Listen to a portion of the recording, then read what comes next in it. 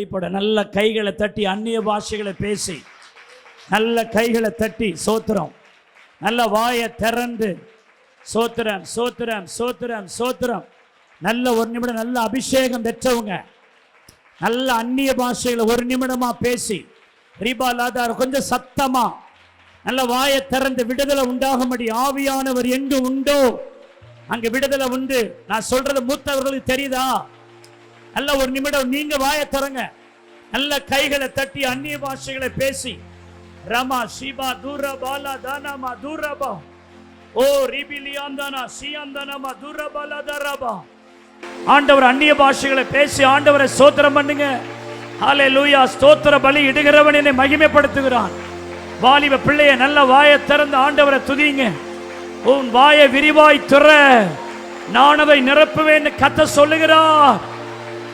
ஸ்தோத்திரம் ஸ்தோத்திரம் ஸ்தோத்திரம் ஸ்தோத்திரம். இயேசுவின் நாமத்தில் ஜெபிக்கிறோம் நல்ல பிதாவே. சிலுவையை சுற்றி இருந்தவர்கள் என்கிற தலைப்பிலே உங்களோடு கல்வாரி பாடு, சிலுவை மரணங்கள் அது சம்பந்தமான செய்தியை உங்களோடு பகிர்ந்து கொள்ளும்படி ஆவியானவரால் ஏவப்பட்டு நிற்கிறேன். லூக்கா 23வது அதிகாரத்திலிருந்து நான் உங்களோடு கூட ஒரு 14 காரியங்களை நான் பேச போறேன். எல்லாமே லூக்கா 23 நான் உங்களுக்கு கொண்டு வருகிறேன். இந்த சிலுவையை சுற்றி யாரெல்லாம் இருந்தாங்க? இந்த சிலுவையை சுற்றி இருந்த ஒவ்வொருவருமே ஒவ்வொரு செய்தியை நமக்கு சொல்லுகிறார்கள். ஆவிக்குரிய வாழ்க்கைன்னா என்ன, எது இருக்கணும், எது இருக்கக்கூடாது, தேவன் விரும்புகிற வாழ்க்கை என்ன, தேவன் விரும்பாதது எது, ஆண்டவருக்கு நாம் பிரியமா இருக்க என்ன செய்யணும், நம்மை ஆண்டவருக்கு முன்பாக ஆயத்தப்படுத்தப்பட்ட பாத்திரங்களாக இருக்கிறதற்கு இந்த சிலுவையை சுற்றி இருக்கிற ஒவ்வொருவருமே நமக்கு ஒரு செய்தியை சொல்றாங்க. இது வெறும் செய்தி அல்ல, இது சுத்திகரிப்புக்கான ஒரு காரியம். நீங்க வசனத்தை குறிப்பு எடுக்கிறது மட்டுமல்ல, உள்ளத்துல ஸ்தோத்திரம் பண்ணிக்கிட்டே வேர்டை உள்ள எடுக்கணும். சும்மாங்காட்டியும் காதை அப்படி கேட்டுட்டு இருக்கிறது இல்லை, கவனமாய் உணர்வு பூர்வமாக கர்த்தருடைய வார்த்தையை அந்த கல்வாரியை உங்களுக்கு முன்னாடி கொண்டு வந்து அந்த கல்வாரியிலே கர்த்தர் நமக்கு பட்ட பாடுகள் எல்லாம் மனதிலே கொண்டு வந்து கவனத்தை பிசாசு சிதறடிக்க பார்ப்போம். அந்த ஒன்னஸ் உள்ள கொண்டு வந்து கர்த்தருடைய வார்த்தையை கவனமாய் கேட்கணும். கேட்கிற விதத்தை குறித்து கவனமாயிருங்கள் என்று ஆண்டவர் சொல்லுகிறார். ஆகவே அந்த கேட்கிற விதமாக நாம் கேட்க வேண்டும். அப்ப அந்த சிலுவையை சுற்றி இருந்தவர்கள் அப்படிங்கிற ஒரு விதத்தில் நான் சில தலைப்பு வசனங்களை வாசிக்கிற பாருங்க. லூக்கா 23 அதிகாரம் 48 49 இப்படி சொல்லுகிறது. இந்த காட்சியை பார்க்கும்படி கூடி வந்திருந்த ஜனங்கள் எல்லாரும் சம்பவித்தவைகளை பார்த்த பொழுது தங்கள் மார்பிலே அடித்து கொண்டு திரும்பி போனார்கள். பாருங்க, இந்த காட்சியை பார்க்கும்படி கூடி வந்திருந்த ஜனங்கள் அப்படின்னு இருக்கு. 49வது வசனம் லூக்கா 23. அவருக்கு அறிமுகமானவர்கள் எல்லாரும் கலிலேயாவிலிருந்து அவருக்கு பின் சென்று வந்த ஸ்திரீகளும் தூரத்திலே நின்று இவைகளை பார்த்து கொண்டிருக்கிறார். ஒரு பெருங்கூட்டம் ஆண்டவருடைய சிலுவையை சுற்றி இருக்கிறதை பார்க்கிறோம். சங்கீதம் 22:16 இப்படி சொல்லுகிறது.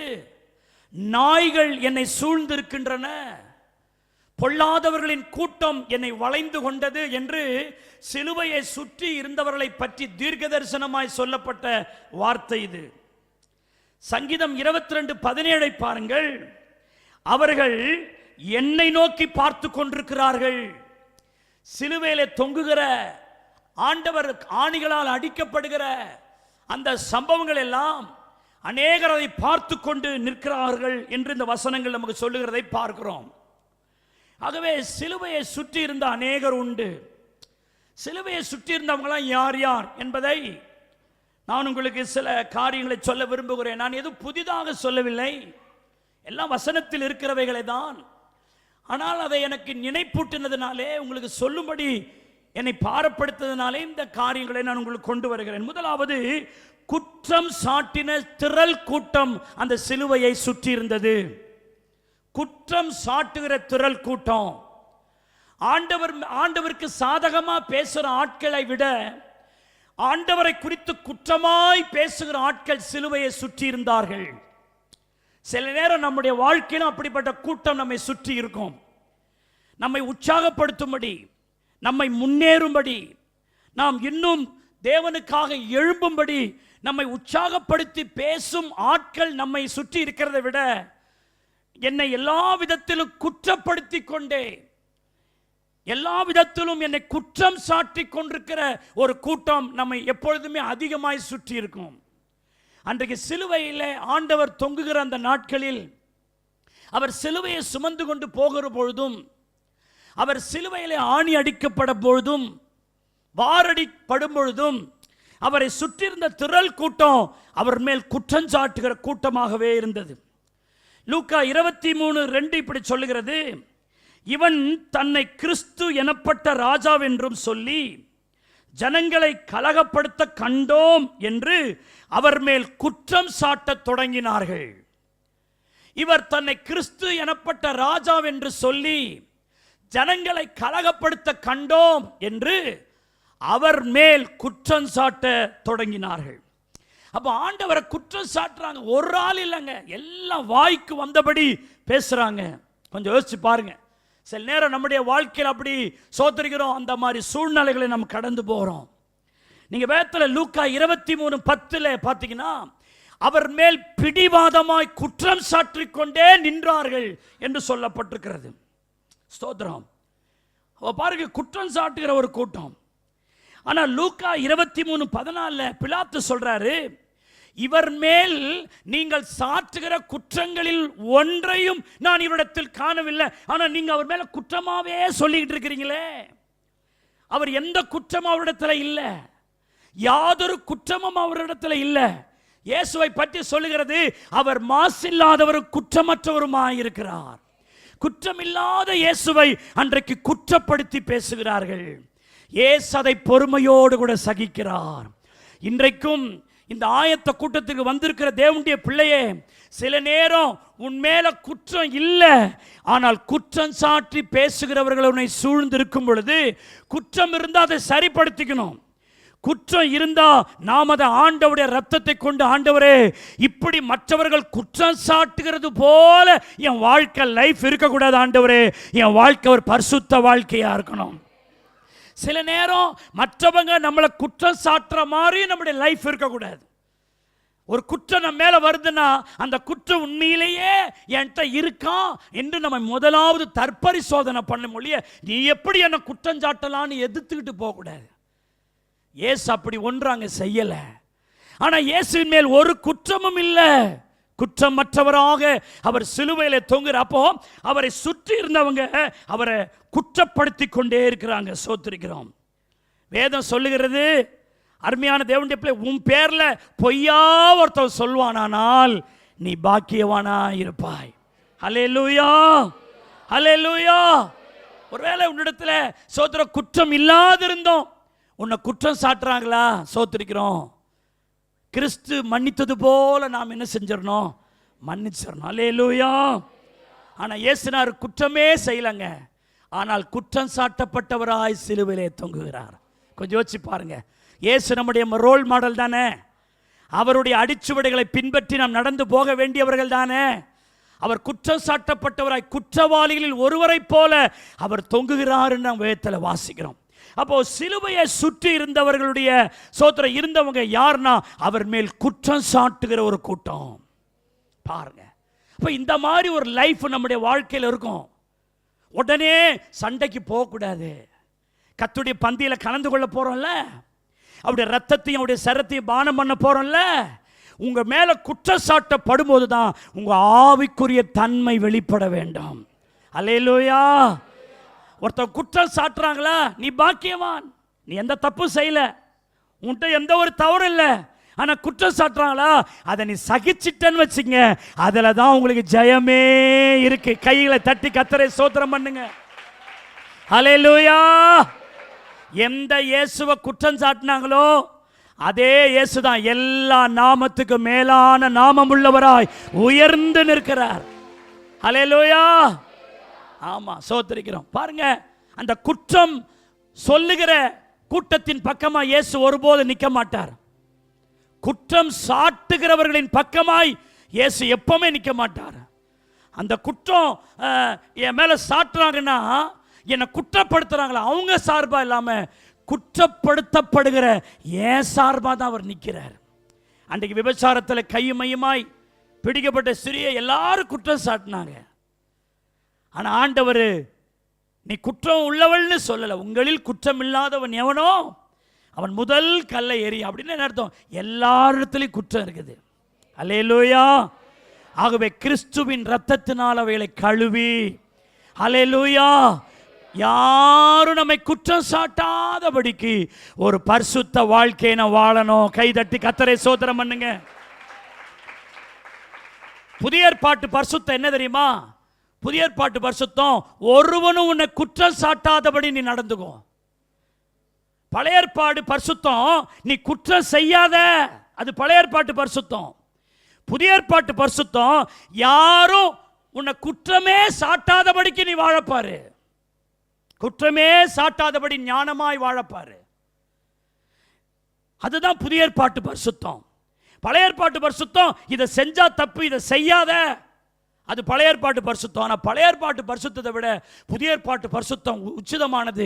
குற்றம் செய்யாதல்ல, நீ குற்றமே சாட்டப்படக்கூடாது. அல்லேலூயா. அதனால தான் ஞானமா நடக்கணும். மற்றவட பேசும் பொழுது, மற்றவட நடந்து கொள்ளும் போது, இது தவறாய் புரிந்து கொண்டு நான் குற்றம் சாட்டப்படுவதற்கு வாய்ப்பு இருக்கிறது. ஆகவே அதற்கு கூட நான் இடம் கொடுக்காம ஞானமா நடக்கணும்னு நம்ம நடக்கணும். ஆனா நீங்க ஞானமாய் நடந்தும் குற்றம் சாட்டப்படுகிறீங்கன்னா அது கத்தற்ற பொறுமையா விட்டுருங்க. அப்ப இயேசுவை சுற்றி இருந்தவர்களில் யார்? குற்றம் சாட்டுகிற தேள் கூட்டம். சிலுவையை சுற்றி இருந்தவங்க யாரு? கை கழுவும் பிலாத்து. கை கழுவுகிற பிலாத்து. லூக்கா 23வது அதிகாரம் 24, 25 பாருங்க. அப்பொழுது அவர்கள் கேட்டுக்கொண்டபடியே ஆகட்டும் என்று பிலாத்து தீர்ப்பு செய்து இயேசுவை அவர்கள் இஷ்டத்திற்கு ஒப்பு கொடுத்தான். இதே பிலாத்து தான் முன்னாடி சொல்றாரு, இவ்விடத்துல ஒரு குற்றத்தை என்ன செய்யல, காணல, மரணத்திற்கு ஏதுவான குற்றம் இவ்விடத்தில் இல்லவே இல்லை. என்னப்பா இவரை போய் சிலுவையில் அறைன்னு சொல்றீங்களப்பா? சிலுவையில் அறையக்கூடிய அளவுக்கு நீங்க சொல்ற எந்த குற்றமும் காரணமா இல்லையே, நான் எப்படி இவரை சிலுவைக்கு ஒப்பு கொடுப்பது? அது மாத்திரமல்ல, பிலாத்து அவரை எப்படியாவது விடுதலையாக்க வேண்டும் என்று மனதுள்ளவனாயிருந்தான். பைபிள் சொல்லுகிறது 3 முறை அவன் ஜனங்களிடத்திலே அவருடைய விடுதலைக்காக அவன் பேசினான். ஆனால் கலகம் அதிகரிக்கிறதை அவன் கண்டபோது தன் ராஜாங்கத்திற்கு ஒரு இழுக்கு வந்துவிடக் கூடாது என்பதற்காக தன் மனைவி கூட சொல்லி அனுப்பின அவன்கிட்ட, இந்த நீதிமானுக்கு நீ ஒன்று என்ன செய்யாதன்னு சொல்லி இயேசுவின் பக்கம் அவன் கடைசி வரைக்கும் நிற்காம கடைசி நேரத்தில் இயேசுவை என்ன செஞ்சு விட்டான்? கை கழுவிட்டான். சில நேரம் சமயம் பார்த்து நம்ம கூடவே இருந்தவங்க நம்மளை என்ன செய்வாங்க? கை கழுவாங்க. அது ரொம்ப கஷ்டம். நமக்கு ஆதரவாய் பேச வேண்டிய நேரத்தில், நமக்கு பக்க பலமாய் நிற்க வேண்டிய அந்த நேரத்தில் நம்மளை கை கழுவுனது போல பேசுவாங்க. எனக்கு தெரியாதுங்க, அது நீங்களாச்சும் அவங்களாச்சும். சிஸ்டர் அன்னைக்கு நீங்க பார்த்தீங்க தானே, பிரதர் நீங்களும் அன்னைக்கு இருந்தீங்க தானேன்னு சொன்னா, ஆமா ஆமா நான் இருந்தேன் அப்படின்னு சொல்லாம, இல்லையே நான் பார்க்கலையே அப்படின்னு சொல்லி அவங்க யார் பக்கமும் பேசாம அப்படி கை கழுவி போகும்போது சில நேரம் இருதயம் நொறுங்கி போகிற ஒரு நேரம் வரும். நமக்காக பேச யாருமே இல்லை. அன்னைக்கு பிலாத்து கை கழுவிட்டான். ஒரு ஊழியக்காரர் தரிசனத்தில் பார்த்தாராம், பிலாத்து கையை கழுவுறானா அந்த ரத்தக்கரை போவே இல்லையா, கழுவுறானா அதை சோத்திருக்கிறோம், அவன் கை சுத்தமே ஆகல. அப்படி தரிசனத்தில் ஒரு பரிசுத்தவான் பார்த்ததா சொல்றாரு. தேவனுடைய பிள்ளையே, அப்போ இயேசுவை சுற்றி இருந்த கூட்டத்தில் கை கழுவி விடுகிற ஒரு கூட்டம். அருமையான தேவனுடைய பிள்ளையே, அப்ப அந்த நேரம் பாருங்க, இவ்வளோ நேரம் ஆண்டவருக்கா பேசிக்கிட்டு இருந்தவன் ஒரு கட்டத்தில் அப்படி மனம் மாறுறான் பாருங்க, கை கழுவுறான் பாருங்க. தேவனுடைய பிள்ளைகளே, இந்த சுபாவம் நம்மள்கிட்ட இருக்கக்கூடாது. சோதரிக்கிறோம். அப்போ கை கழுவுகிற ஒரு பிலாத்து, இங்க ஆண்டவர் எவ்வளவு அஃபெக்ட் ஆகிருப்பார்னு கொஞ்சம் பாருங்க. நான் ரொம்ப விளக்கல, நேரம் எனக்கு குறுகிய நேரமாக இருக்கனால நான் பாயிண்டடை மட்டும் சொல்லிக்கிட்டே போகிறேன் பாருங்க. சோத்திரம். மூன்றாவது கொடூர ஏரோது. அந்த சிலுவையை சுற்றி இருந்தவருடைய கூட்டத்தை குறித்து நான் பேசிட்டு வருகிற கொடூரமான ஏரோது. லூக்கா 23:11 சொல்லுது, அப்பொழுது ஏரோது அவரை நிந்தித்து பரியாசம் பண்ணி மினுக்கான வஸ்திரத்தை அவருக்கு உடுத்தினானாம். நான் இங்க ஒவ்வொருவருக்கும் ஒரு பேரை வச்சு நான் பாயிண்ட சொல்லிட்டேன். கொடூரமான ஏரோது. இவன் தான் என்ன பண்ணான் தெரியுமாங்க? இயேசுநாதரை அவரை பார்க்கணும்னு விரும்பி அவரோடு கூட பேசுகிற மாதிரி பேசினா, ஆனால் பைபிள் சொல்லுது அவரை நிந்தித்து என்ன பண்ணானா, பரியாசம் பண்ணி அவருடைய பரிசுத்த வஸ்திரத்தை கலற்றி, அந்த வெண்மையான வஸ்திரத்தை கலற்றி, அன்றைக்கு அந்த பெரும்பாடுள்ள ஸ்திரீ அந்த வஸ்திரத்தை தொட்டபோது ஒரு வல்லமை புறப்பட்டுச்சு, அந்த வல்லமை உள்ள வஸ்திரத்தை கலற்றி, இந்த உலகம் எதுவுமே அவருக்கு சொந்தம் இல்லை, அவருக்கு சொந்தமானது இந்த ஒரே ஒரு வஸ்திரம் தான். அந்த வஸ்திரத்தை அந்த கொடூரமான ஏரோது கலற்றி வேசிகள் அணிகிற ஒரு அழுக்கான சோத்திர சிவப்பான மினுக்கு வஸ்திரத்தை உடுத்தனாம் பாருங்க. அது எனக்கு கொடூரமா எனக்கு தெரிகிறது. என் இயேசு கிறிஸ்துவினுடைய அந்த வஸ்திரத்தை கலற்றி அவரை நிர்வாணப்படுத்தி வேறு ஒரு வஸ்திரத்தை அவருக்கு உடுத்தி அவரை நையாண்டித்தனம் பண்ணி பரிகாசம் பண்ணி, அருமையான தேவனுடைய பிள்ளைகளை அவரை சங்கடப்படுத்தி, அவர் மனநோக செய்து, அவரை காயப்படுத்தி கர்த்தரை விசனப்படுத்தின ஒரு ஏரோது. சில நேரம் இப்படிப்பட்ட கூட்டம் நம்ம கூட இருப்பாங்க. நம்மளை அவமானப்படுத்தி பேசுவாங்க, நம்மளை நிந்திச்சு பேசுவாங்க. சில நேரம் நமக்கு சாதகமா பேசுற மாதிரி பேசிட்டு சட்டுன்னு நமக்கு எதிராக நின்று பேசுவாங்க. நீங்க ஏரோதை பாருங்க. ஆரம்பத்தில் அவரை பார்க்க அவன் பல நாளாய் விரும்பி இருந்தானாம். ஆரம்பத்தில் நல்லா தான் ஏரோதை அவரை பேசிட்டு இருந்தான். சட்டுன்னு அவனுடைய மூர்க்கத்தனத்தை வெளிப்படுத்தினான். ஆண்டவருக்கு அந்த சோத்திரிக்கிறோம் அவர் உடுத்தின அந்த வஸ்திரத்தை அவன் தான் கலற்றி அந்த வஸ்திரத்தோட திரும்பவும் பிலாத்துவிடத்தில் அவனை அனுப்பினான். அவருடைய உடல் எவ்வளவு கூசி இருக்குன்னு கொஞ்சம் யோசிச்சு பாருங்க. எவ்வளவு அவமானப்படுத்தப்பட்டார்னு யோசிச்சு பாருங்க. எந்த வண்ணானாலும் வெளுக்க முடியாத வெண்மையான பரிசுத்த அந்த தெய்வத்தை எந்த அளவுக்கு அழுக்காக்க முடியுமோ இந்த உலகம் அவரை அழுக்காக்க பார்த்தது.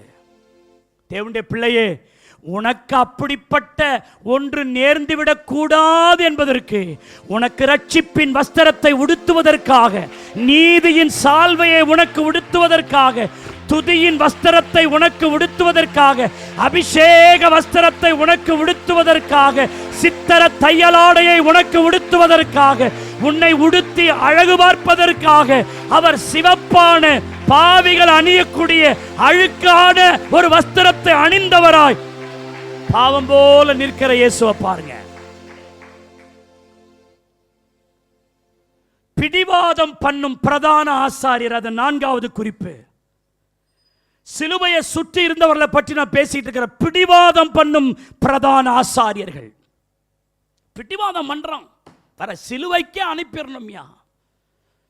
பிரதான ஆசாரியர், வேதபாரர், சதுசேயர், பரிசேயர், இவர்கள் எல்லாரும் ஒட்டுமொத்தமாக இந்த குறிப்புகளை கொண்டு வருகிற பிடிவாதம் பண்ணுகிற பிரதான ஆசாரியர்கள் அவரை சூழ்ந்திருந்தார்கள். லூக்கா 23:1 வசனத்தை பாருங்க. அவர்களுடைய கூட்டத்தார் எல்லாரும், இதில் தான் அந்த பிரதான ஆசாரியர், வேதபாரர்கள், அண்ணா, காய்பா எல்லாரும் இந்த கூட்டத்தில், அவர்கள் கூட்டத்தார் எல்லாரும் எழுந்து அவரை பிலாத்துவிடத்தில் கொண்டு போறாங்க. வாங்க இயேசுவை கொண்டு போவோம், அவர் மேல ஒரு பிராது சொல்வோம். 10வது வசனத்தை பாருங்க. லூக்கா 1:10 பிரதான ஆசாரியரும் வேதபாரரும் அவர் மேல் பிடிவாதமாய் குற்றம் சாட்டி கொண்டே நிற்கிறார்கள். பிடிவாதம் பண்றாங்க. பிலாத்து சொல்றான், இல்லப்பா இந்த குற்றம் அவர் செய்யலையப்பா, அவரை பார்த்தா தெரியலையப்பா, இல்ல செஞ்சாருன்னு சொல்றான். அதே இன்னொரு வசனம் சொல்லுது, அதை வைராக்கியமாய் சொன்னார்கள். 5ஆம் வசனத்தில் நீங்க பார்க்கலாம். லூக்கா 23 அதை வைராக்கியமா சொன்னாங்க. 23 வசனத்துல அந்த பிரதான ஆசாரியரிட்ட சத்தம் மேற்கொண்டது. சத்தம் போடுறான், அவரை சிலுவைக்கு அனுப்பியே ஆகணும், அவரை ஒழிச்சு கட்டியே ஆகணும். பிடிவாதம். இயேசுவை சூழ்ந்திருந்த கூட்டத்தை பார்த்தீங்களா? அவருக்கு பரிவு காட்டக்கூடாது. ஏரோது பரிவு காட்ட எண்ணினாலும், பிலாத்து பரிவு காட்ட எண்ணினாலும், ஒரு சிலர் அவருக்கு சாதகமாக பேச்சு அங்கே எழுந்தாலும் எல்லா சத்தத்தையும் அடக்கிவிட்டு அவங்க ஒரு நோக்கத்தோடு வந்திருக்கிறாங்க, அவரை சிலுவைக்கு ஏற்றியே ஆக வேண்டும். பிடிவாதம். சில நேரம் நம்மை சுற்றி இப்படிப்பட்ட கூட்டம் இருக்கும். பிடிவாதமாய் நம்மளுடைய முன்னேற்றத்தை, நம்முடைய ஆசீர்வாதத்தை, நம்முடைய நல்ல காரியங்களை கெடுக்க வேண்டும் என்று பிடிவாதம் பண்ணி பேசுகிற ஆட்கள் இருப்பாங்க. நான் அப்படி பேசின எத்தனையோ பேரை பார்த்துருக்கேன். நான் விடவே மாட்டேங்க. அவளுக்கு இது நேர்ந்து ஆகிற வரைக்கும் நான் யார் யார்கிட்ட எங்க போகணும், எப்படி பேசணும் எனக்கு தெரியாதுங்க. நான் பண்ணியே தீர்வேன். சபையில் இருக்கிற விசுவாசிகளே சில நேரம் அந்த பிடிவாத குணம் இருக்கும். அது இயேசுவின் பிள்ளைகளுக்குரிய இருக்க வேண்டிய குணம் அல்ல. இயேசுவின் குணம் விட்டு கொடுப்பது, சகித்து கொள்வது, அனுசரித்து நடப்பது, மன்னித்து விடுவது, ஏற்றுக்கொள்வது. ஹல்லேலூயா. அவர்களோடு நல்மனம் பொருந்துவது, பிடிவாதம் பண்ணி நிற்க கூடாது. அப்ப இயேசுவை சுத்தில ஒரு கூட்டம் இருந்துச்சு, பிடிவாதம் பண்றாங்க. சோத்திரிக்கணும். கூடி வராங்க. இதுக்கு முன்னாடி கூட லூக்கா 22:66 கூட வாட்சி பார்த்தீங்கன்னா, ஜனத்தின் மூப்பரும் பிரதான ஆசாரியரும் வேதபாரரும் கூடி வந்து தங்கள் ஆலோசனை சங்கத்தில் அவரை கொண்டு வந்து நிறுத்துறாங்க. முதல்ல இயேசுவை அவர்களுடைய ஆலோசனை சங்கத்தில் கொண்டு வந்து நிறுத்தி அவர் விரோதமா பேசினாங்க. அதுக்கு பிறகுதான் அடுத்த அதிகாரம் சொல்லுது, அவரை பிலாத்துவினிடத்திலும் கொண்டு போய் நிறுத்துகிறார்கள். பிடிவாதம். இன்னைக்குள்ள அவருடைய காரியத்தை முடிச்சிடணும். தேவனுடைய பிள்ளைகளே, சில நேரம் பிசாசு நமக்கு விரோதமாக அப்படி பிடிவாதம் பண்றான். இந்த குடும்பத்தை எப்படியாவது ஒழிக்கணும், ஏசு ஏசுன்னு சொல்றா, பைபிள் பைபிள்னு சொல்றா, இவ குடும்பத்தை எப்படியாவது கெடுக்குன்னு பிசாசு எத்தனையோ முறை உனக்கு பிடிவாதமாய் அவன் எண்ணின நேரத்தில் இயேசு உனக்காக அந்த பிடிவாதத்தை சிலுவையில் சுமந்ததுனால தான் உன் வாழ்க்கையில இரக்கமும் ரட்சிப்பும் ஆசீர்வாதமும் உனக்கு இருக்கு. இயேசுனார் மட்டும் அந்த பிடிவாதங்களை சோத்திரம் சிலுவையில ஏற்றுக்கொள்ளாம இருந்தா அந்த பிடிவாதங்களை நாம சந்தித்து இருக்க வேண்டியதா இருக்கும். நம்ம குடும்பம் இருந்திருக்காது, நம்ம வாழ்க்கை இருந்திருக்காது. பிசாசு எப்பயோ தட்டி தூக்கி இருப்பான் நம்மள. ஆனா இயேசு நம்மேல் வர வேண்டிய பிடிவாதங்களை இயேசு சிலுவையில சுமந்து கொண்டார் என்று விசுவாசிக்கிறவங்க சத்தமா ஒரு அல்லேலூயா, சத்தமா ஆமென், ஹல்லேலூயா. ஐந்தாவது, சிலுவையை சுமந்த சீமோன். சிலுவையை சுற்றி இருந்த கூட்டத்தாரை குறித்து பேசுகிறேன். என் ஆண்டவராகிய இயேசு கிறிஸ்து வெடிகாலம் தொடங்கி வெடிய வெடிய வெடிய அவரை நைட்டுக்கு அரெஸ்ட் பண்ணி கூட்டிட்டு வந்து அவர் கெத்செமனே தோட்டத்தில் ஜெபம் பண்ணார்ல நைட்டு இரவு, அங்கே தானே அவர் அரெஸ்ட் பண்ணாங்க. அங்கேருந்து கொண்டு வந்து ஆலோசனை சங்கத்தில் நிறுத்தி அவரை வந்து சோதரிக்கிறோம் பிலாத்துவிடத்தில் கொண்டு போய், பிலாத்து அவரை ஏரோதத்தில் கொண்டு போய் ராத்திரி தொடங்கி விடிய விடிய பகலெல்லாம் அவரை அலக்கழிச்சு அவரை வாரிடால அடிச்சு அவர் மேல சோத்திரிக்கிற முள்கிரீடத்தை வச்சு என்னமோ பண்றாங்க. 100க்கு 100 அவர் மனுஷகுமாரனாக நிற்கிறார். அந்த பாடுகளாம் பட்டு பரமான சிலுவை அவர் மேல வச்சு அந்த வெயில் அவரை நடக்க விட்டு நடக்க முடியாம தள்ளாடி தவழ்ந்து பல இடத்துல அவரை கீழே விடுறாரு. மறுபடியும் அந்த சிலுவையை சுமந்துக்கிட்டு சுமக்க முடியாம அவர் போகும்போது ஒரு கட்டத்தில் இயேசுவால சிலுவையை சுமக்கவே முடியாம மயக்கமற்று கீழே விழுந்துட்டார். இனி இவரை என்னத்தான் அடிச்சாலும் இனி இந்த இயேசு சிலுவையை சுமக்க முடியாது என்கிற ஒரு கட்டத்தில் தத்துறோம். அந்த வழியாய் போன சீமோன் என்கிறவனை லூக்கா 23:26 பாருங்க, வசனம் சொல்லுது, அவர்கள் இயேசுவை கொண்டு போகிற போது சீமோன் என்கிற ஒருவனை பிடித்து சிலுவையை அவர் பின்னே சுமந்து கொண்டு வரும்படி அதை அவன் மேல் வைத்தார்கள். எங்கேயோ போன ஒரு ஆளை பிடிச்சு இழுக்கிறாங்க. வா இங்க வா, இந்த சிலுவை நீ சுமந்துக்கிட்டு பின்னாடி வா. இயேசு கலைத்து தள்ளாடி அப்படி போறாரு. இவன் இயேசு சுமந்த சிலுவைய இவன் கொஞ்சம் தூரம் சுமந்துட்டு வரான். இவன் செஞ்ச ஊழியம் என்ன தெரியுமா? இயேசுவை இளைப்பார பண்ணுகிற ஒரு ஊழியம் செய்கிறான். எவ்வளோ பெரிய பாக்கியம் பாருங்க. ஹல்லேலூயா. இந்த சீமோனினுடைய வாழ்க்கைக்காய் கைகளை தட்டி ஆண்டவரை ஸ்தோத்திரம் பண்ணுவோம். இயேசுவின் சிலுவை அவன் சுமக்கிறான். இயேசு முன்னே போறாரு. இயேசு சுமக்க வேண்டிய சிலுவை அவன் சுமந்துட்டு பின்னாடி போறான். இன்னைக்கு இந்த செய்தியை கேட்கிற நீங்களும் நானும் இயேசு எனக்கு முன்னே அந்த சிலுவையை சுமந்து கொண்டு அவருக்கு பின்னே போகிறவர்களாக. சில நேரம் நமக்கு அப்படிப்பட்ட ஒரு பொறுப்பெல்லாம் வரும். பாஸ்டர் என்னாலலாம் இது முடியாது பாஸ்டர். நான் திடீர்னு ஏன்ட்ட சொல்றீங்க? என்னால் இதை சுமக்க முடியாது, வேற யார்ட்டா அதை கொடுங்க. ஆனால் உலக காரியம் ஊர் காரியம்னா நல்லா நம்ம என்ஜாய் பண்ணுறோம். ஆனால் கர்த்தருக்கு எடுத்த காரியத்தை சுமக்க மறுக்கிறோம். இந்த சீமோன் நமக்கு நல்ல ஒரு எடுத்துக்காட்டாக இருக்கிறாரு. அவர்கள் பலவந்தம் பண்ணினாலும் அதை விட்டு விடாமல் எவ்வளோ தூரம் சுமந்துக்கிட்டு போனான்னு தெரில. கொஞ்சம் தூரம் அவன் சுமந்துக்கிட்டு போகிறான். நான் நினைக்கிறேன் அந்த கொள்கை தான் அடிவாரம் வரைக்கும் இயேசுவை அந்த சிலுவை அவன் கொஞ்சம் தூரம் சுமந்துக்கிட்டு போனான்னு தெரில. ஆண்டவருடைய சோதரர் கொஞ்சம் தூரம் அவருக்கு ஒரு இளைப்பாறுதலை அவன் தந்தான். தேவனுடைய பிள்ளைகளே, இன்றைக்கு நீங்களும் நானும் இயேசுவுக்கு இளைப்பாறுதலை கொடுக்கிறவர்களாக இருக்கணும். ஹல்லேலூயா, ஹல்லேலூயா. அருமையான தேவனுடைய பிள்ளைகளே, சில நேரம் ஆண்டவருடைய ஊழியத்துக்குன்னு நீங்கள் சில காரியத்தை எடுக்கும்போது அது சிலுவை சுமக்கிற மாதிரி தான் இருக்கும். இப்போ அவன் சிலுவையை சுமந்துட்டு போகிறான். எல்லாரும் அவனை பரியாசம் பண்ணியிருப்பாங்கல்ல, எல்லாரும் அவனையும் என்னமோ அவன் சொல்லியிருப்பாங்கல்ல. ஆனால் அருமையான தேவனுடைய பிள்ளைகளே, அதை அவன் சகித்துட்டே சுமந்துட்டு போகிறான். ஆண்டவருடைய ஊழியத்தை செய்யும்போது நிறைய பேர் உங்களை பரியாசம் பண்ணுவாங்க. ஆனால் கிறிஸ்துவுக்காக நீங்கள் சுமக்கணும். ஹல்லேலூயா. சிலுவையை சுமந்து அவருக்கு பின்ன போகணும். ஹல்லேலூயா.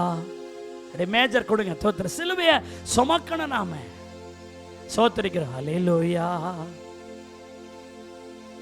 I have decided to follow Jesus. I have decided to follow Jesus. I have decided to follow Jesus.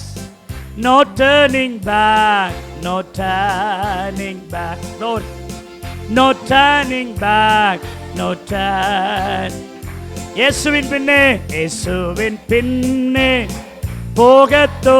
நல்ல கையை தட்டி வாயை திறந்து சிலுவையை முன்னாடி வச்சு நீந்தே இயேசுவின் பின்னே போகத்து நின்று பின்னோக்கே நான், பின்னோக்கே நான். சத்தத்தை உயர்த்து.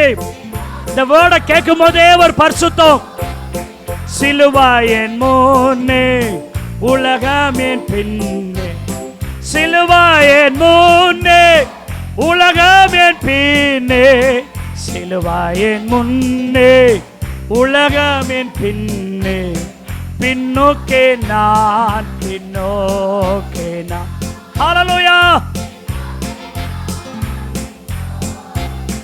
கஷ்டங்கள் வந்தாலோ நஷ்டங்கள் நேர்ந்தாலோ, கஷ்டங்கள் வந்தாலோ நஷ்டங்கள் நேர்ந்தாலோ, கஷ்டங்கள் வந்தா சத்தத்தை உயர்த்து. நேர்ந்தாலோ பின்னோக்கே நான், பின்னோ. ஆண்டவருக்கு முன்னாடி சொல்லுங்க, பின்னோக்கே நான், பின்னோக்கே நான், பின்னோக்கே நான், பின்னோ. இயேசுவின் பின்னே. ஹல்லேலூயா. போகத்து நீந்தே இயேசுவின் பின்னே. ஹல்லேலூயா. சபதரா பின்னோக்கே நான் செல்வே, நான் வேகம் வெல்வே, நான் கிரீடம் செல்வே, நான் வேகம் வெல்வே, நான் கிரீடம் செல்வே, நான் வேகம் வெல்வே நான் கிரீட. பின்னோக்கே பின்னோக்கே நான் பின்னோக்கே பின்னோக்கே. I have decided to follow Jesus.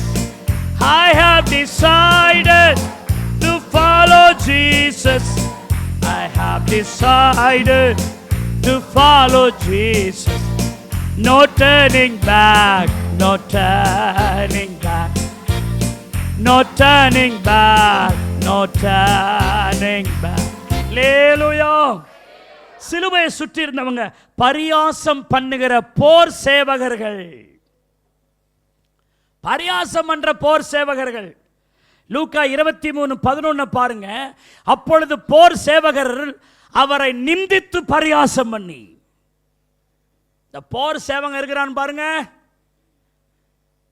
ஆனா ஆர்டர் கொடுத்தது ஏரோதா இருந்தாலும் அந்த வஸ்திரத்தை கலட்டினவன், அவர் மேல முள்கிரீடத்தை வச்சவன், இயேசுவின் மேல் காரி துப்புனவன், இயேசுவினுடைய தலையில கொட்டினவன், இயேசுவை முழங்கால் படியிட வச்சவன், அவர் கையில ஒரு குச்சை கொடுத்து இவர் தாண்டா ராஜான்னு சொல்லி பரியாசம் பண்ணி அந்த குச்சை மறுபடியும் புடுங்கி அவர் தலை மேல அடிச்சவன், அவரை நிந்தித்தவன், அவ பரிவாசம் பண்ணவன்.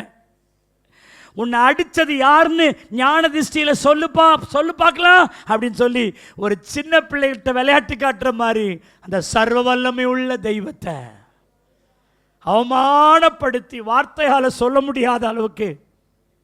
நான் கொஞ்சம் உங்களை கேட்கிறேன், யாராவது உங்க மூஞ்சில துப்பி இருக்கிறாங்களா? அந்த மாதிரி சம்பவம் உங்களுக்கு ஏதாவது நடந்திருக்கு? யாராவது காரி துப்புனானா? நான் நினைக்கிறேன் அநேகமா அப்படிப்பட்ட காரியம் நடந்திருக்கான்னு நினைக்கிறேன். ஒன்று செஞ்சிருக்கலாம், நீலாம் ஒரு ஆளுன்னு உன்னை திட்டிட்டு தரையில உன் மேல துப்பாம தரையில துப்பி இருக்கலாம். ஒருவேளை உன் சொந்தக்காரங்க ஏதாவது அப்படி பண்ணி இருந்திருக்கலாம்.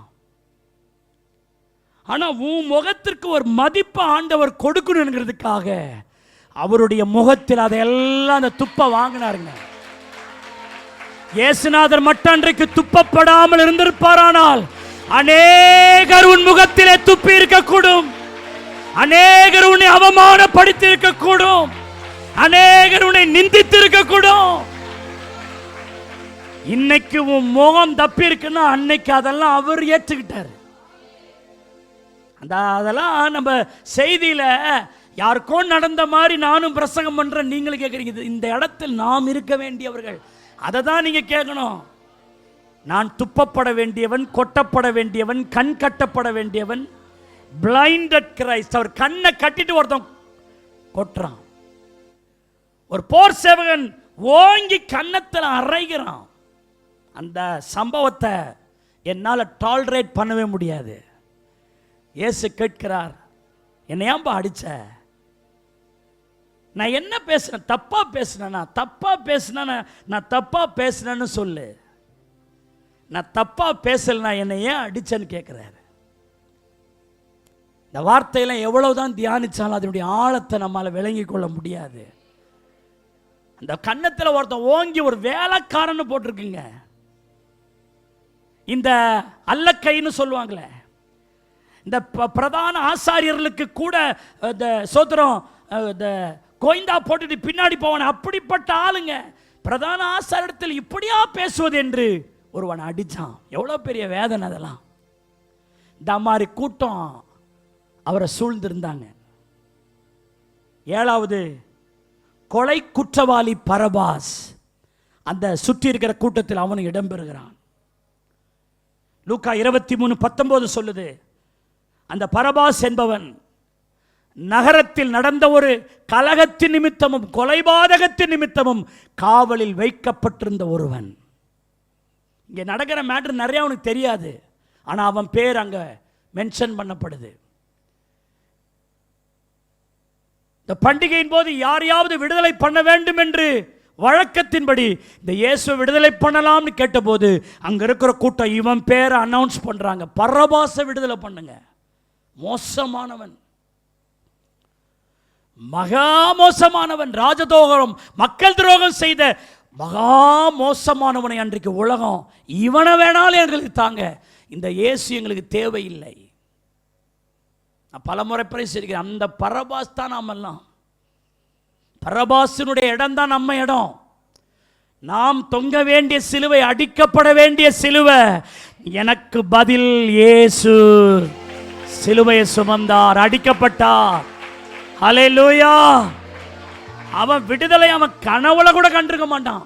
நம்ம விடுதலையாவோம், வீட்டுக்கு போவோம், மனைவி பிள்ளைகளோடு வாழ்வோம், அவனுக்கு ஒரு வாழ்க்கை இருக்குன்னு அவன் கனவுல கூட நினைச்சு பார்த்திருக்க மாட்டான். நீங்க சொல்ற சார், நாம இன்னைக்கு வாழறோம்னா அந்த வாழ்க்கை இயேசு சிலுவையில நமக்கு போட்ட பிச்சை. இதை ஒத்துக்கிறவங்க சத்தமா ஒரு அல்லேலூயா. அவர் மட்டும் நமக்காக அந்த காரியத்தை செய்யாதிருந்தால் இந்த வாழ்க்கை, இந்த குடும்பம், இந்த அமைப்பு என்பதே இல்லை. இன்னைக்கு ரொம்ப பெருமை பாராட்டக்கூடாது. நம்ம தேவ சமூகத்தில் வரும்போது ஹம்பிள்னஸா வரணும். குடும்பம் கொடுத்திருக்கிறாரா, பிள்ளைகள் கொடுத்திருக்கிறாரா, மனைவி புருஷன் இருக்கிறாரா, கத்தரை உயர்த்திருக்கிறாரா, இதெல்லாம் அன்னைக்கு அந்த பரபாசு கிடைச்சது பாருங்க, அந்த பிச்சை மாதிரி தான் நமக்கு. பரபாசு சாக வேண்டியவன் அல்லவா, பரபாஸ் மரிக்க வேண்டியவன். அதோடு ஜெயில இருந்து அப்படியே சிலுவைக்கு போய் அவன் மரிக்க வேண்டிய ஒரு ஆளுக்கு ஒரு வாழ்க்கை, புது வாழ்வு. இயேசுவால் இந்த புது வாழ்வு நமக்கு கிடைச்சது. இல்லாட்டி நமக்கு வாழ்வே இல்லாம இருந்திருக்கும். ஹல்லேலூயா.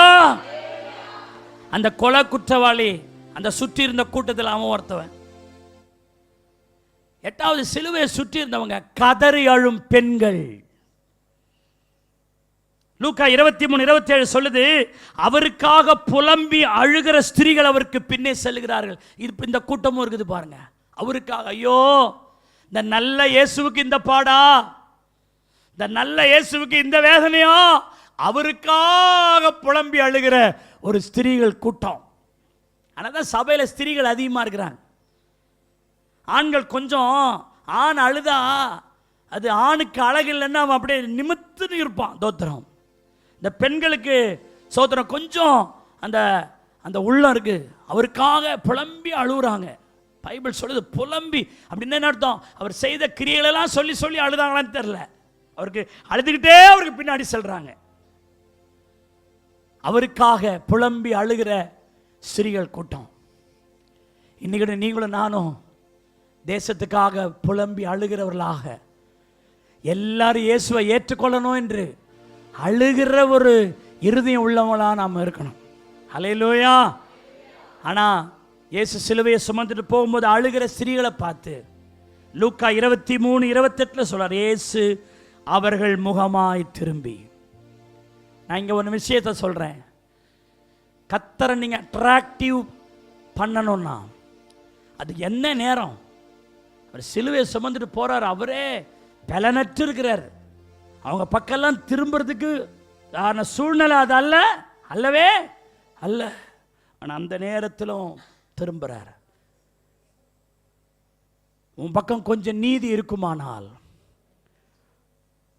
கர்த்தருக்காய் நீ அழுகிற ஒரு ஆளா நீ இருந்தா, உன்னை ஆண்டவர் ஹானர் பண்றார் பாருங்க, ரெஸ்பெக்ட் பண்றார் பாருங்க. கர்த்தர் உங்க பக்கமா திரும்புறார் பாருங்க.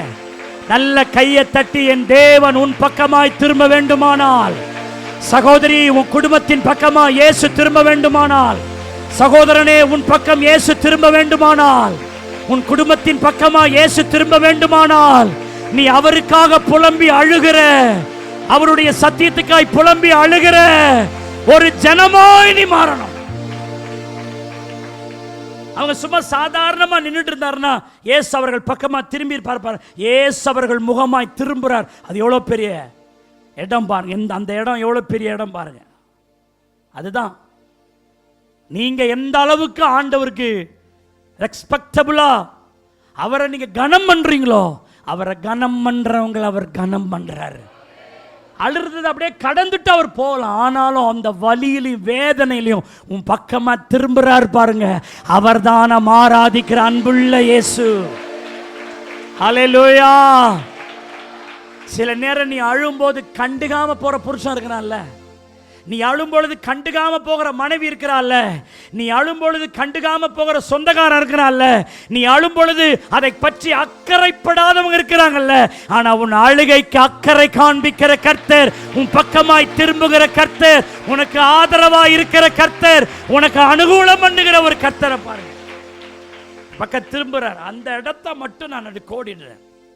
ஆனா அவர் சொல்றாரு, எருசலேமின் குமாரத்திகளே, நீங்கள் எனக்காக அழாமல் உங்களுக்காக, உங்கள் பிள்ளைகளுக்காக அழுங்கள். எந்த சிம்பத்தியும் அவர் எடுத்துக்க விரும்பல, எந்த பரிதாபத்தை அவர் எடுத்துக்க விரும்பல. ஏனென்றால் அவருக்கு தெரியும், நான் பிதாவினுடைய நோக்கத்தை, சித்தத்தை நிறைவேற்றுகிறேன் என்பதை அவர்களுக்கு வலியுறுத்தி, பச்சை மரத்திற்கே இப்படியானால் பட்ட மரத்திற்கு எப்படியோ உங்க ஆவிக்குரிய வாழ்க்கை ஸ்டாண்டர்டா இருக்கிறதுக்கு நீங்கள் அழுது ஜெபிக்கிறவர்களாயிருங்கள். உங்கள் பரிசுத்தத்துக்காக அழுது ஜெபியுங்கள், உங்கள் ஆவிக்குரிய வாழ்க்கைக்காக அழுது ஜெபியுங்கள், உங்களுடைய சோதர நீதியான வாழ்க்கைக்காக அழுது ஜெபியுங்கள் என்று கர்த்தர் அங்கே ஒரு காரியத்தை சொல்லுகிறார். சிலுவையை சுற்றி இருந்தவர்களை குறித்து நான் சொல்லும்போது, அன்பான பிதா, பிதா அவர் மேல அன்புள்ளவராய் சிலுவையை அவர் சுமக்கிற தன்னுடைய ஒரே பேரான குமாரனுக்கு அவர் அங்க நிற்கிறார். அதெல்லாம் இந்த சிலுவையில் தொங்கும் பொழுது கூட முதல் வார்த்தை லூக்கா 23:34, அப்பொழுது இயேசு பிதாவேன்னு சொல்றார். ஒரு வாயில வர வார்த்தையே பிதாதான். எப்பொழுதும் பிதாவோடு கூட இருந்தவர், தேவனுடைய உறவிலேயே இருந்தவர். அந்த சிலுவை பாடுகளை கூட பிதாவை அவர் விடவே இல்லை. நான் இதிலிருந்து இருந்து நாம என்ன கற்றுக்கொள்ளணும் தெரியுமா? என்ன பாடு, என்ன கஷ்டம் வந்தாலும் வா இயேசுன்னு தான் சொல்லணும். கைகளை தட்டி செய்தி உங்களுக்கு விளங்குதா? எத்தனை பாடு எனக்கு வரட்டுமே, எத்தனை வேதனை எனக்கு வரட்டுமே, எத்தனை துன்பம் எனக்கு வரட்டுமே, என் வாயிலிருந்து வருகிற சத்தம் இயேசுவே, இயேசப்பா, இயேசப்பான்னு சொல்லி பாடுகளை சகிக்க பாருங்க. இயேசுவேன்னு சொல்லி பாடுகளை கடந்து போக பாருங்க. இயேசுவேன்னு சொல்லி பாடுகளின் மேல ஒரு பெரிய ஜெயத்தை எடுக்க பாருங்க. நிறைய நேரம் மகிழ்ச்சியான நேரம் வரும்போது, சந்தோஷமான நேரம் வரும்போது இயேசுன்னு சொல்றது பெரிய விஷயம் அல்ல. உன் வேதனையான சமயங்களில், துக்கமான சமயங்களிலும் இயேசு என்கிற அந்த உச்சரிப்பு, அந்த இயேசுன்னா என்ன? அந்த அந்த அந்த பிதாவினுடைய அன்பு அவருக்கு தெரியும். அந்த பிதாவினுடைய லவ், the father love அவருக்கு தெரியும். பிதாவை அறிந்திருக்கிறார். அவர் தானே சொன்னாரு, ஆண்டவரே இந்த பாத்திரம் என்னை விட்டு நீங்க கூடுமானால் நீங்கட்டும் பிதாவே. இல்ல, இந்த பாத்திரத்துல தான் நான் பானம் பண்ணணும்னா உங்க சித்தத்தின்படியே ஆகட்டும் அவர் சொன்னார்ல. பாடுகள் வழியா போற பிதாவே இந்த மாதிரிலாம் பண்ணலாமா நீங்க? அப்படி இல்லை, பிதாவேன்னு சொல்றார். சொன்னது மட்டுமல்ல, அந்த 7வது வார்த்தையை கூட பிதாவிலே முடிக்கிறார். லூக்கா 23:46 பாருங்க. அப்பொழுது பிதாவே உம்முடைய கைகளில் என் ஆவியை ஒப்புவிக்கிறேன் என்று மகா சத்தமாய் கூப்பிட்டு சொல்லுகிறான். முதல் வார்த்தையும் பிதாதான். அவருடைய ஆவியை பிதாவினுடைய கையில் சமர்ப்பிக்கும் பொழுதும் பிதாவே என்று சொல்லி அந்த ஆவியை சப்மிட் பண்றதை பார்க்கிறோம். சங்கீதம் 23:4 சொல்லுகிறது, நான் மரண இருளின் பள்ளத்தாக்கிலே நடந்தாலும் பொல்லாப்புக்கு பயப்படேன், தேவரீர் என்னோடே இருக்கிறீர். கைகளை தட்டி ஆண்டவரை ஸ்தோத்திரம் பண்ணுவோம். அல்லேலூயா. அவ பாருங்க, எவ்வளோ போராட்ட உபத்திரவத்திலும் இயேசு, அதுதாங்க ரொம்ப முக்கியம். ஜெபிக்கும் கல்லன், இயேசுவை சூழ்ந்திருந்த கூட்டம். லூக்கா 23:42 இயேசுவை நோக்கி, ஆண்டவரே நீர் உம்முடைய ராஜ்யத்தில் வரும்பொழுது அடியானை நினைத்தருளும். ஒரு பிரயர். சிலுவையிலின் ஜெபத்தை கேட்கும் ஆண்டவர். தேவனுடைய பிள்ளையே, நீ ஜெபிக்கிற கிறிஸ்தவனாக இருக்கணும். அந்த கல்லன் பாருங்க, நல்ல வேலை, தோத்திரம், அல்லேலூயா. அந்த ஜீவன் போயிட்டு இருக்கிற அந்த நேரத்தில், அந்த கடைசி நேரத்தில் அவன் ஜெபிச்ச ஜெபம் அவனை காப்பாத்திருச்சு. நான் சொல்கிறேன், இன்னைக்கு ஒரு வார்த்தையை சொல்கிறேன், நீ எடுக்கிற எந்த முயற்சி உன்னை காப்பாற்றாம போகலாம், ஆனா நீ தேவனை நோக்கி செய்யும் ஜெபம் உன்னை காப்பாற்றும். கையை தட்டி உன் ஜெபம் உன்னை காப்பாற்றும். நீ முழங்கால் படியிட்டு ஜெபிக்கிறியே, உன் பிள்ளைகளுக்காக ஜெபிக்கிறியே, ஹல்லேலூயா, உன் குடும்பத்துக்காக ஜெபிக்கிறியே, அந்த ஜெபம் உன்னை வெட்கப்படுத்தாதே, அந்த ஜெபம் உன்னை தனியாக்காதே, அந்த ஜெபம் உன்னை உயர்த்தும், அந்த ஜெபம் உன்னை மேன்மைப்படுத்தும். யார் கைவிட்டாலும் நீ ஜெபிக்கிற ஜெபம் உன்னை கைவிடாது. அந்த நேரத்தில் ஒரு ஜெப சத்தம் அங்க இருக்குது பாருங்க.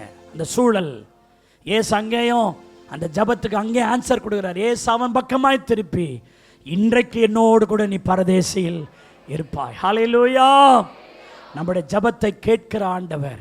எல்லாரும் சொல்லுங்க, சிலுவையில இயேசு தொங்கும் போதே கள்ளனுடைய ஜெபத்தை கேட்டு அவனுக்கும் பதில் கொடுக்கிறாரே. சிலுவையிலேயே ஜெபத்தை கேட்கிற ஆண்டவர் இந்த கிருபையின் காலத்துல நான் ஜெபிக்கிற ஜெபத்திற்கு அவர் பதில் கொடுப்பது எவ்வளவு நிச்சயமா இருக்கிறது. ஹல்லேலூயா.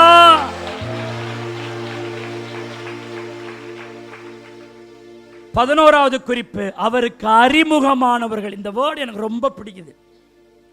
அவருக்கு அறிமுகமானவர்கள். நான் இங்க ஒரு கேள்வியை கேட்கிறேன். இந்த வேர்டு என்ன அவ்வளவு என்ன அப்படியே ஈர்க்குது. இந்த வேர்டு இயேசுவுக்கு அறிமுகமானவர்கள். என்ன வேர்டுங்க இது? அன்னைக்கு இயேசு இருந்த காலங்களில் எத்தனையோ பேர் இருந்திருப்பாங்க. ஆனா எல்லாரும் இயேசுவுக்கு அறிமுகமானவர்கள் அல்ல.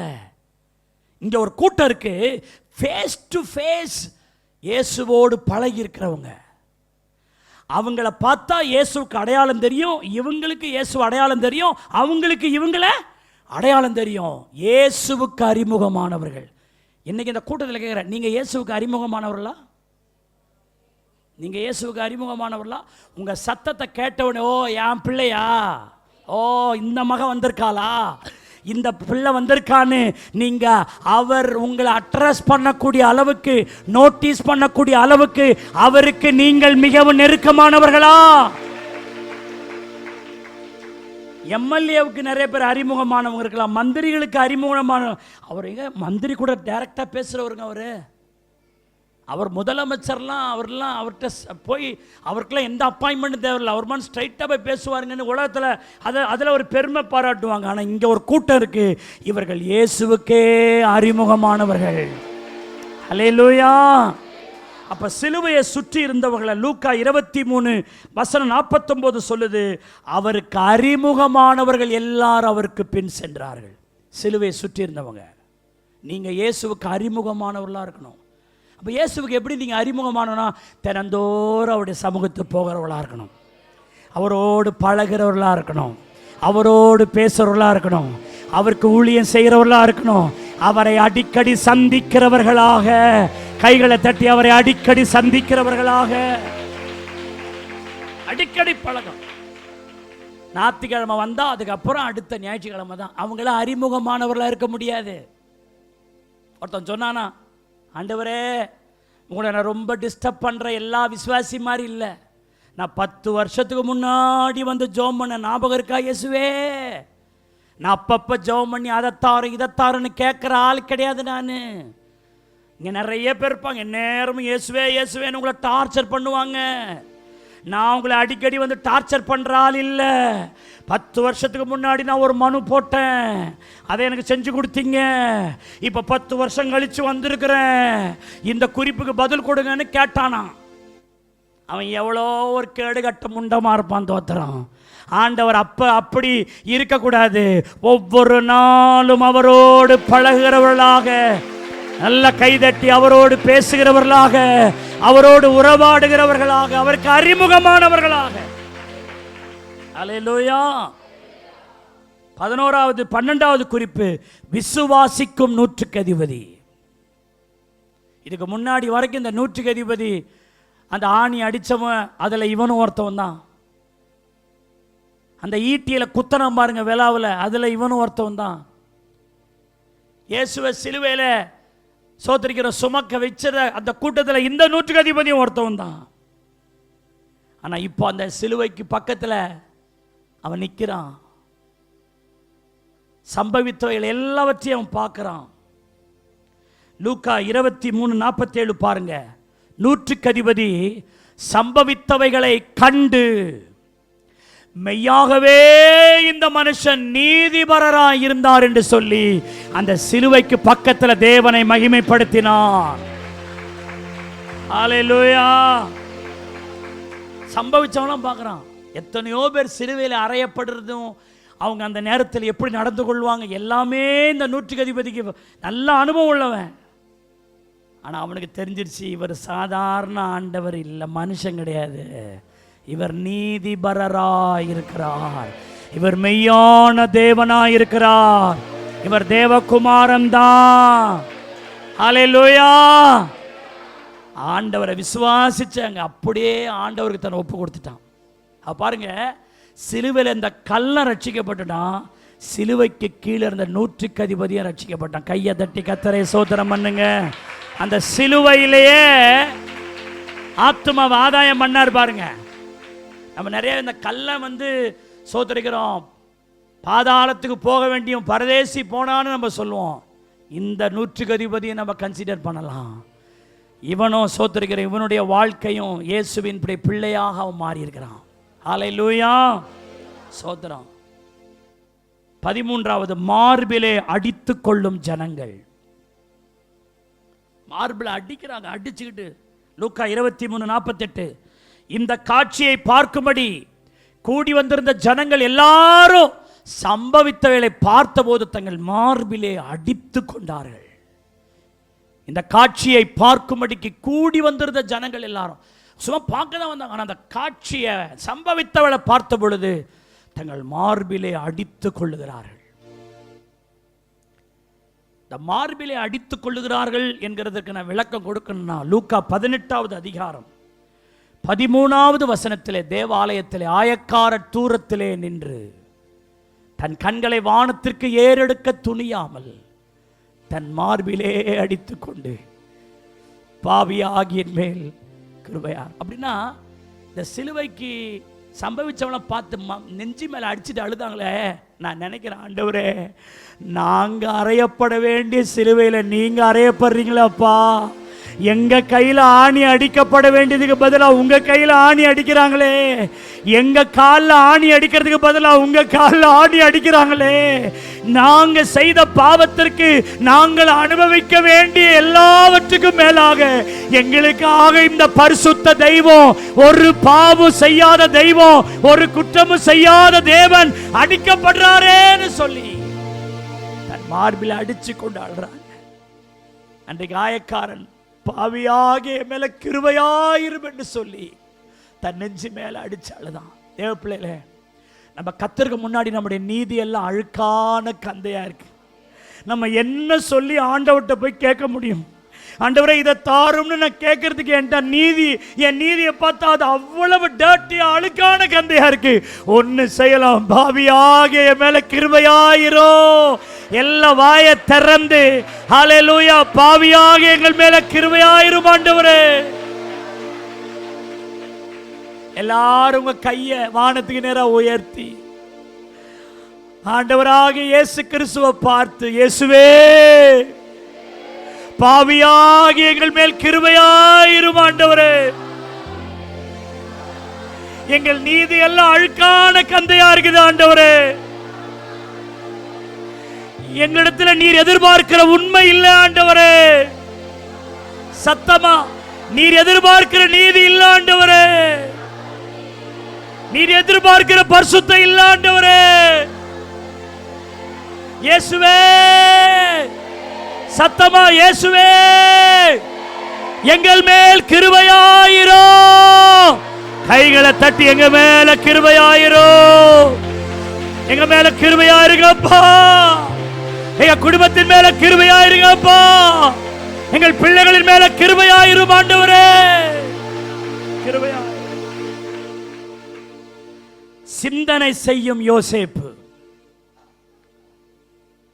இந்த யோசேப்பு கேரக்டர் எனக்கு ரொம்ப பிடிக்குதுங்க. அரிமத்திய ஊரானாகிய யோசேப்பு. இந்த அரிமத்திய ஊர் என்பது யூதருடைய பட்டணங்களில் ஒன்று பட்டணம். இவன் ஒரு நல்ல ஒரு யூதன். இவன் சிலுவையில் அறைன்னு ஒரு யூத கூட்டமே தானே சொன்னிச்சு. அந்த அந்த கூட்டத்தில் இருக்க வேண்டிய ஆள் இவன். நான் ஏன் இந்த இடத்துக்கு சிந்தனை செய்கிற யோசேப்பு நீங்க கொடுத்துருக்கிறேன்னா, அந்த கூட்டத்தில் சேரல பாருங்க இவன். தோத்திரம். சிலுவையில் அறையும் என்று இவனையும் நிறைய பேர் சொல்லியிருப்பாங்க. சொல்லு, நீ சிலுவையில் அறையுன்னு சொல்லுன்னு இந்த யோசேப்பையும் அவங்க தூண்டியிருப்பாங்க. நான் வசன ஆதாரம் சொல்றேன் பாருங்க. ஆனால் அவன் சிந்தனை பண்ணி பார்க்குறான். நடந்ததெல்லாம் அந்த 3.5 வருஷம் இயேசுடைய கேரக்டர், அவருடைய காரியத்தை எல்லாம் யோசிச்சு பார்க்குறான், சிந்தனை பண்ணி பார்க்குறான். இவங்க சொல்றது கரெக்டா? எல்லா பாவத்தை இவர் தான் செஞ்சார்னு சொல்லி இவர் மேல குற்றம் சாட்டுறாங்களே, அதெல்லாம் உண்மைதானா? இவன் சிந்தனை பண்ணி பார்க்குறான். அவனுக்கு தெரியுது, இல்லை இவங்க சொல்றது தப்புன்னு தெரியுது. அதற்கு அவன் உடன்படலை பாருங்க. நிறைய பேர் நிறைய காரியம் உங்கள்கிட்ட சொல்லுவாங்க. நீங்க தேவ சமூகத்தை சிந்தனை பண்ணணும், சிந்தனை பண்ணி ஜீவிக்கணும். 50வது வசனத்தை நான் வாசிக்கிற பாருங்க, வேர்ட் பை வேர்ட் கொஞ்சம் கவனிங்க. யோசேப்பு என்னும் பேர் கொண்ட ஒரு ஆலோசனைக்காரன் இருந்தான். Very terrible man. அவன் உத்தமனும் நீதிமானுமாயிருந்தான். அடுத்த வசனம், அவன் யூதருடைய பட்டணங்களில் ஒன்றாகி அரிமத்தியாவிலிருந்து வந்தவனும் தேவனுடைய ராஜ்யத்திற்கு காத்திருந்தவனும். அன்னைக்கு எல்லாருமே ஒரு மெசியா வருவார்னு எல்லாரும் காத்திருந்தவங்க தான். ஆனால் இவன் ஸ்பெசிஃபிக்கானவன், காத்திருந்தவனும். இங்கே தான் இந்த வேர்டு தான் என் இருதயத்தை அசைக்குது. யூதருடைய ஆலோசனைக்கும் செய்கைக்கும் சம்மதியாதவனுமாயிருந்தவன். கையை நல்லா தட்டி, நல்ல கைகளை தட்டி, யூதருடைய ஆலோசனைகளுக்கும் யூதருடைய செய்கைகளுக்கும் சம்மதியாதவன் அப்படின்னா என்ன? எல்லாரையும் தானே தூண்டி விட்டாங்க. சொல்ல, சிலுவையில் அறையும்னு சொல்லியா? அதுல இவனும் வலியுறுத்தப்பட்டவன். பட் இவன் சம்மதிக்கல. நிறைய நஷ்டம் அவனுக்கு வந்திருக்கலாம். அவனை நிறைய பேர் என்னடா நீ பெரிய இவனா அப்படின்னு அவனை திட்டி இருக்கலாம். சில சௌகரியங்களை கூட அவன் இழந்து கூட இருக்கலாம். இயேசுவுக்காக அதை சுமந்தான். யூதருடைய ஆலோசனைக்கும் செய்கைக்கும் ஆல்மோஸ்ட் எல்லாருமே அவரை சிலுவையில் அறையும் அறையும்னு சொல்லிக்கிட்டு இருக்கும் போது இவன் ஒருவன் மாத்திரம் அதற்கு சம்மதியம் தெரியாதவனாயிருந்தான். நான் ஆண்டவர்கிட்ட கேட்குற, ஆண்டவரே இப்படிப்பட்ட தன்மையை எங்களுக்கு தாரும். எத்தனை பேர் எங்களுக்கு ஆலோசனை சொன்னாலும், எத்தனை பேர் ஒன்னை எங்களுக்கு சொல்லி கொடுத்தாலும், ஆண்டவரே நாங்கள் அதற்கு சம்மதியாமல் உங்க சித்தத்தை செய்கிறவர்களாய், உங்க விருப்பத்தை நிறைவேற்றுகிறவர்களாய், உம்முடைய நீதியை நடப்பிக்கிறவர்களாய், உம்முடைய பரிசுத்தத்தை நிலைநாட்டுகிறவர்களாய், ஆண்டவரே உமக்கு உண்மை உள்ளவர்களாய், உத்தமமானவர்களாய். நான் சொல்றேன், வாலிப தம்பி, வாலிப தங்கச்சி, நிறைய பேர் உங்களை டிஸ்ட்ராக்ஷன் பண்ணுவாங்க. சும்மா சர்ச்சுன்னு போகாத. எல்லாம் பாஸ்டர்லாம் அப்படித்தான் பேசுவாங்க, எல்லாம் அப்படித்தான் சொல்லுவாங்க. அதை செய்யாத, இதை செய்யாத. நானும் ஏற்கனவே சபைக்கு போனவன் தான். கெடுத்து விடுவாங்க நிறைய பேரை. சபையிலே இருந்து சபையில் இருக்கிற ஒருத்தவனை கெடுப்பான். நிறைய பேர் தப்பான ஆலோசனை, நம்ப தகுந்த மாதிரியான ஆலோசனைகளை சொல்லும் பொழுது யோசேப்பை மனசில் நினைத்துக் கொள்ளுங்கள். யூதருடைய ஆலோசனைகளுக்கும் யூதருடைய செய்கைக்கு அவன் என்ன செய்யவே இல்லை. ஏன் சம்மதிக்கல? அவன் சிந்தனை பண்ணி பார்க்குறான். இவங்க சொல்றது கரெக்டானு சிந்தித்தான். அவனுக்கு தப்புன்னு உணர்ந்தனால அதுக்கு அவன் உடன்படலை. அவன் சிந்தனை பண்ணாமல் இருந்திருப்பான்னா சிலுவையில் அறையும் என்கிற கோஷ்டியில் இவனும் ஒரு ஆளாக இருந்திருப்பான். இன்னைக்கு இந்த பேரை நம்ம தியானிக்க வேண்டிய அவசியமே இல்லை. பைபிள் சொல்லுகிறது 52வது வசனம், அவன் பிலாத்துவிடத்தில் போய் இயேசுவின் சரத்தை கேட்டான். எவ்வளோ தைரியம் பாருங்க. பிலாத்து கூட நினச்சிருப்பான் இவன் ஒரு யூதன், எல்லாரும் இயேசுவுக்கு ஆப்போசிட்டாக இருக்கான், ஏன்னா இவன் மட்டும் தைரியமாக வந்து கேட்குறானே. 53வது வசனம், அந்த இயேசுவின் சரத்தை அவன் இறக்கி, என்ன ஊழியம் பாருங்க, மெல்லிய துப்பட்டினால் சுற்றி கண்மலையிலே வெட்டப்பட்டதும் ஒரு காலமும் ஒருவனும் வைக்கப்படாததுமாயிருந்த ஒரு கல்லறையில் இயேசுவின் சரீரத்தை வைத்தான். கைகளை தட்டி கர்த்தரை ஸ்தோத்திரம் பண்ணுங்க. அது அரிமத்திய ஊரானாகிய யோசேப்பு சொந்த கல்லறை. அந்த கல்லறையில் அவன் இயேசுவுக்கு இடம் கொடுக்கணும். இன்னைக்கு இந்த கல்லறை இவ்வளோ விசேஷம் பெற்றிருக்குமா? இன்னைக்கும் அந்த கல்லறையை தேடி லட்சோப லட்ச மக்கள், கோடிக்கணக்கான மக்கள் போய் பார்க்குறாங்கன்னு சொன்னா அவன் கல்லறையில் இயேசுவுக்கு இடம் கொடுத்தது தான் அங்கே இருக்கிற பெரிய ஆசீர்வாதம். நான் சொல்றேன், உன் அற்பமான வாழ்க்கை, உன்னுடைய சோத்தரிக்கிற ஒரு மாதிரிப்பட்ட வாழ்க்கைக்கு நீ இயேசுவுக்கு மட்டும் இடம் கொடுத்துட்டீங்கன்னு வச்சுங்க, உங்க வாழ்க்கை முக்கியமான ஒரு வாழ்க்கையா மாறி.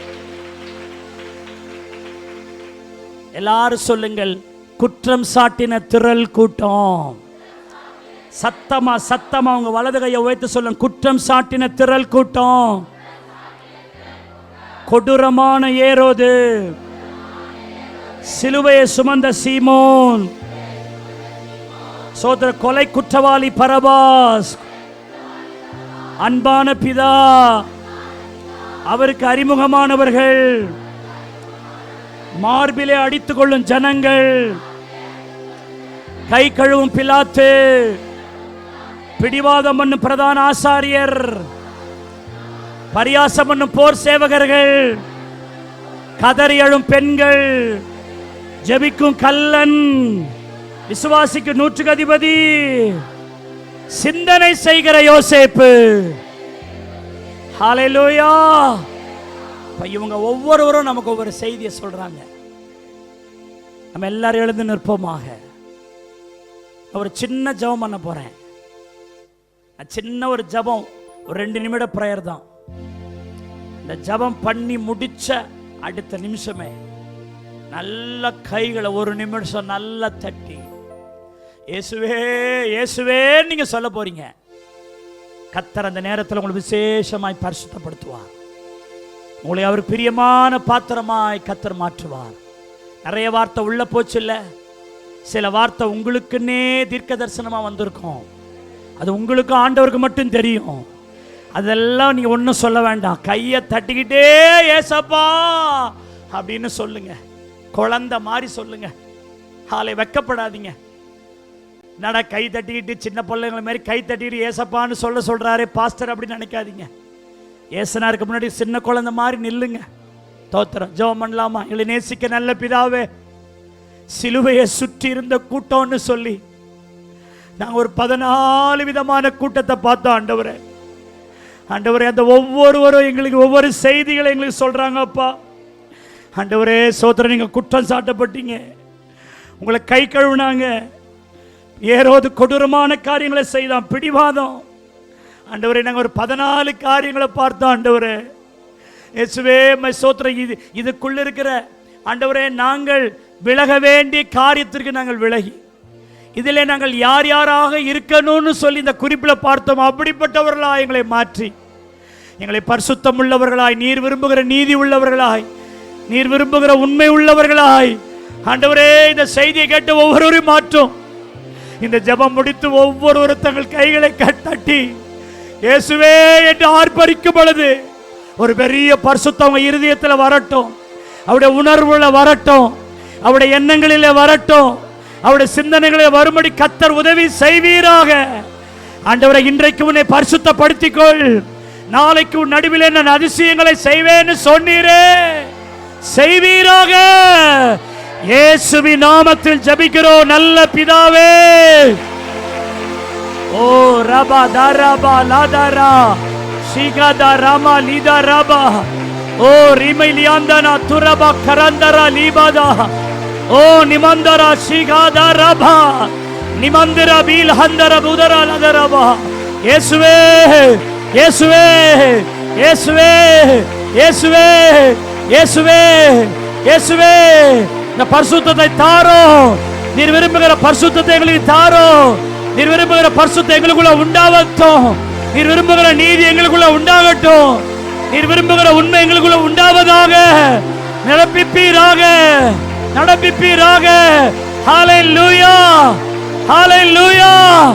இயேசுவே ஸ்தோத்திரம் ஸ்தோத்திரம் ஸ்தோத்திரம். ஆண்டவரே நன்றி, ஆண்டவரே நன்றி, ஆண்டவரே நன்றி, ஆண்டவரே எங்கள் பிதாவே மை ஸ்தோத்திரிக்கிறோம். ஆண்டவரே கிருபை உள்ளவரே மை ஸ்தோத்திரம்.